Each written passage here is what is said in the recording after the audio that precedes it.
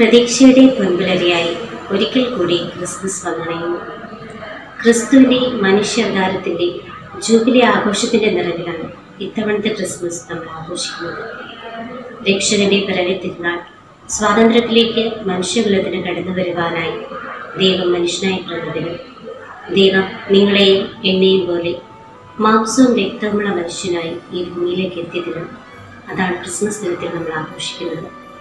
സർവശക്തനായ ദൈവം ദുർബലനായ ഒരിളം ശിശുവായി ബത്ലഹേമിൽ പിറന്നതിൻ്റെ ഓർമ്മയിൽ ഈ തിരുനാൾ ആഘോഷിക്കുമ്പോൾ നമ്മുടെ ഹൃദയവും ഒരു പുൽക്കുടുക്കി കാത്തിരിക്കാം ഉണ്ണീശ്വരൻ്റെ വരവിനായി.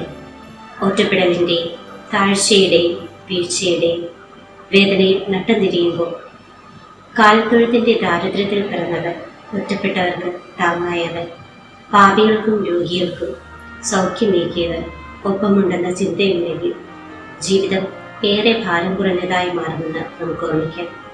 എന്നാൽ ഇത് സാധ്യമാവുന്നത് ക്രിസ്മസ് അതിൻ്റെ യഥാർത്ഥ അർത്ഥത്തിൽ ജീവിക്കുമ്പോൾ മാത്രമാണ്. ആഘോഷങ്ങൾക്കും ആചാരങ്ങൾക്കും അപ്പുറം ഉണ്ണീശ്വരനെ ഹൃദയത്തിൽ സ്വീകരിക്കേണ്ടതുണ്ട്. രക്ഷകന്റെ പിറവിയുടെ ഏറ്റവും വലിയ പ്രത്യേകത അവൻ നമ്മെപ്പോലെ നമുക്കൊപ്പം നമ്മിലൊരുവനായി ജീവിക്കുവാനായിട്ടാണ് കടന്നു വന്നതെന്നതാണ്. നമ്മിലേക്ക് കടന്നു വരുന്ന ഉണ്ണീശ്വരനെ കുളിപ്പിച്ചൊരുക്കുവാനായി സുഹൃതമായി ഇന്നേ ദിനം 10 നന്മ നിറഞ്ഞ മറിയമേ എന്ന